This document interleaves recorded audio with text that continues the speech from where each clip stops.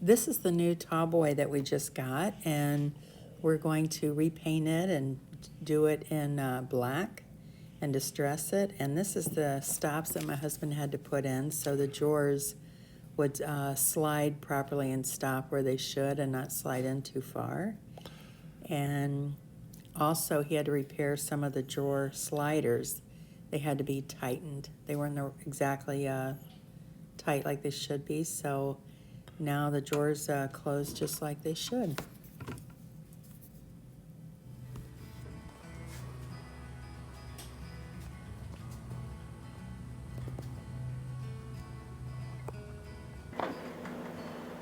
This is a Tallboy that we just got, or some people call it a gentleman's chest, and it's a really nice big one. It's a little deeper than average, so it's going to hold a lot. But I'm just going to, my first step for me is to clean it really good inside and out. And my husband has already done, I think, a few repairs on the drawers that weren't sliding. And I use crud cutter.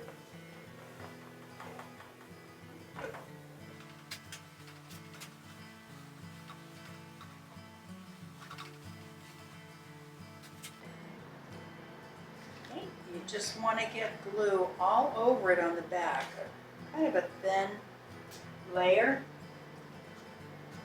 because if you get it too thick, it'll just slide down. And I've got my center marks here that I measured down the dresser. And I'm just going to put these right just a hair down from the top edge. I'm just going to just do it by eye. But if you want to get really precise, you can draw a line if you're going to have space. But what you have to think about is your drawers are different heights. So if you wanted to put it in the middle of the drawer, it's going to be a different measurement for the drawers that aren't as tall.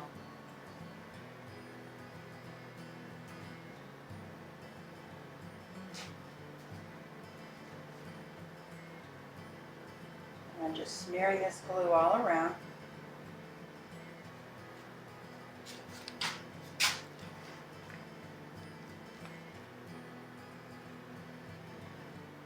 And I can see my line through the keyhole hole, that it's right in the center.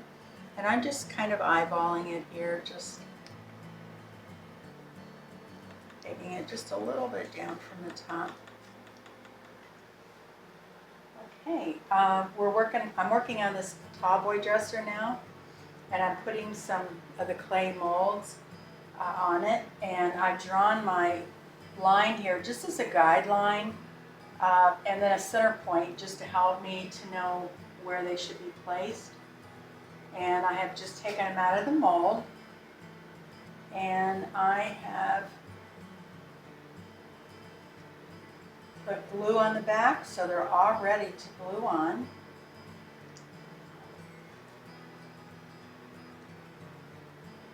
You want to just place a thin layer of glue. If you get too much glue, then they won't stay, they'll just slide all around. But you just firmly press them easily so you don't smash them.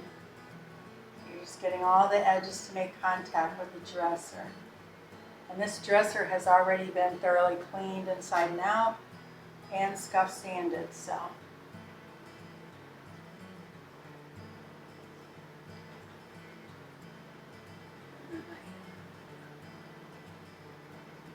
Here.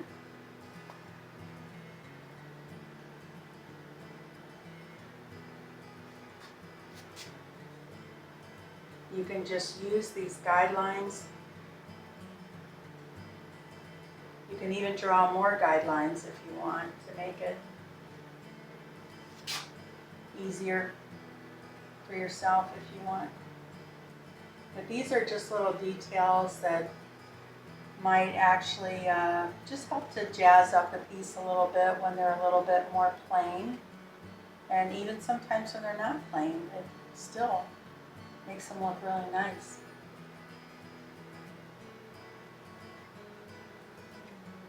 And sometimes if you're putting these on and you've got a really big one or long one, you can actually place it on, right, put it on the back of one of your silicone molds and just use your silicone mold to kind of get it there in place if you're afraid of breaking it.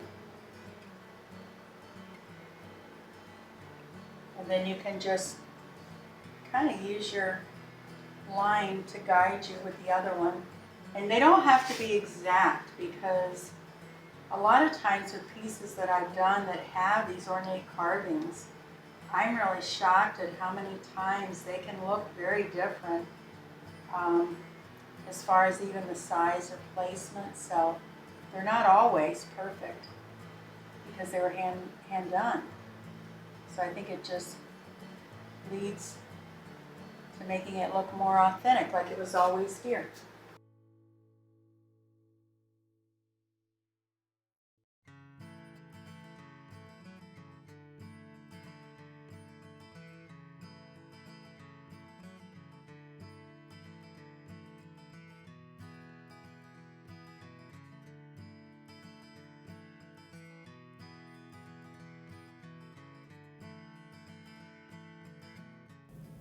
This shows all the molds in place and they're dried.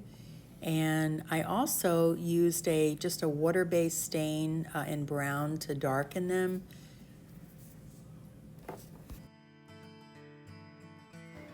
Okay, I'm gonna be painting this now in black. And on this one, I am using Behr paint, flat latex paint. And I am mixing in the calcium carbonate into it. And I tried some other black paints, but this one, I really like the way it leaves the finish, and I've had really good success with it. And what you want to do is mix this, and I use different proportions that I wrote down here, but for a quart, I use 4 tablespoons of this. And you mix in about half of that amount with real warm water, and you make a thick paste with it, and then you just stir it into your paint, and it makes for a really good chalk paint, and it really makes it rock hard. And I just leave a little stir in it when I'm using this and keep stirring it. And I always kind of mist my brush, and sometimes I'll mist as I'm painting if the paint seems like it, because it does get a little thick at times, but this goes on really good.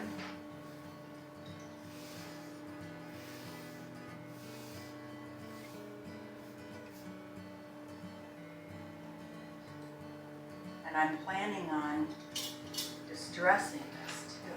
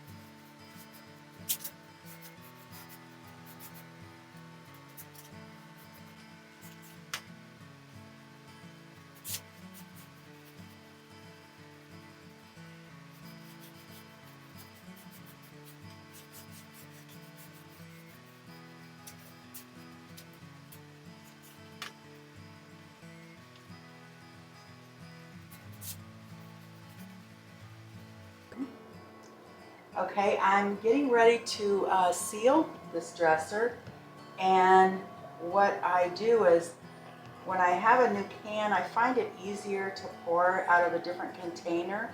So what I did was I poured most of it in here, and I've shaken it up really good so that it's mixed up good. And I left a little bit in here, and I'm gonna add just a little bit more and then add some paint. So because it's a dark piece, anytime you're doing a dark piece, you wanna add some paint of your same paint to your piece so that it doesn't have a cloudy effect. And normally I never have that with this Varithane. So I'm just going to add a spoonful, like a teaspoon, to this sealer. It's not very much.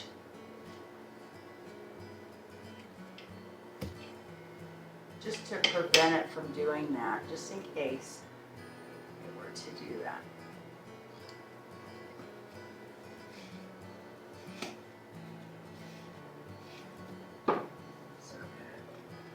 Stir this, and I probably have about 4 ounces mixed up here to seal this piece at least twice. On the top, I usually do 3 to 4 coats. So you can see it kind of looks like a gray color, but it will dry clear.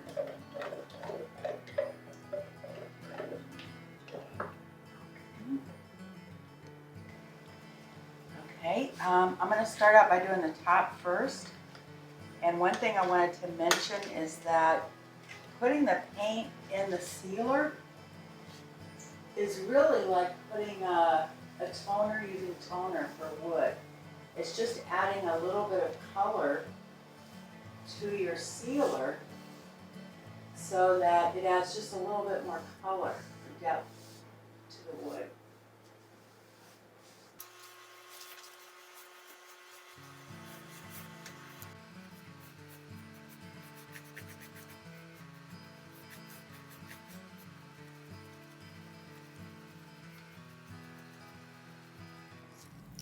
We cleaned the hardware and then we sprayed it with Rust-Oleum flat black, and also used a flat clear sealer so that it would be all ready for the gilding wax.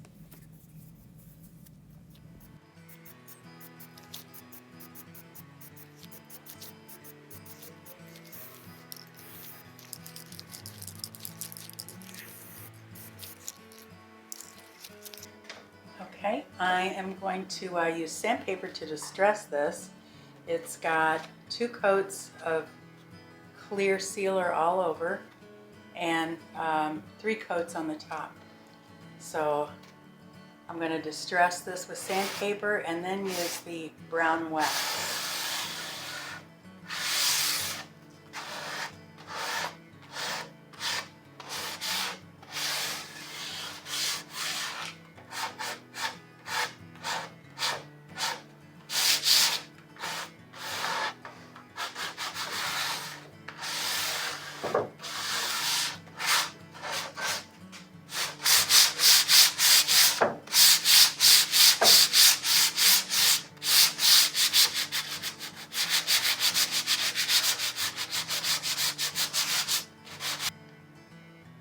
Okay, now I'm going to just do these 2 drawers so I can show you what it's going to look like.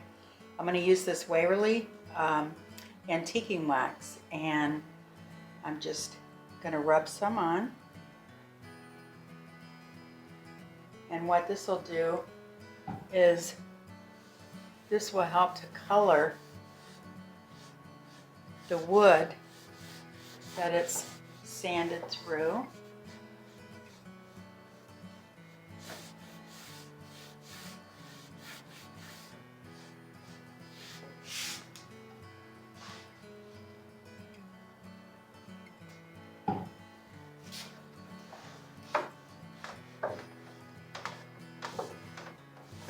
Anywhere that the sandpaper has made a mark through the wood, it'll help to color it, and it'll leave it with a nice finish.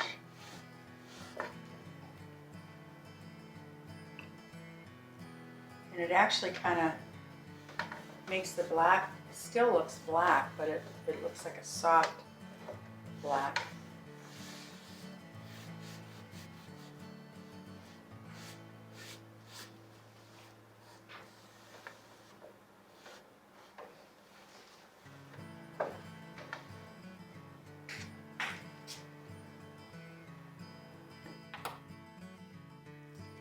Okay, I'm just using Gilding Wax. It's by Dixie Bell, and I'm using it in the color bronze, and we painted them black first and sealed them, and I'm just wiping it on using my finger, and I'm trying to just do a really thin layer here. It's because we've distressed the piece so the wood shows through, so this looks good with the wood showing through wherever we've distressed it.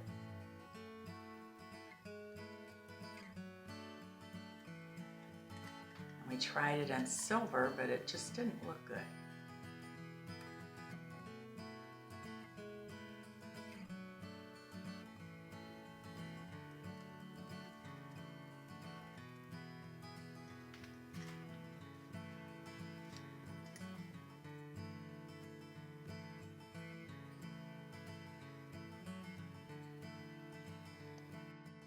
Here's the piece with the hardware added, and I think it turned out really beautiful.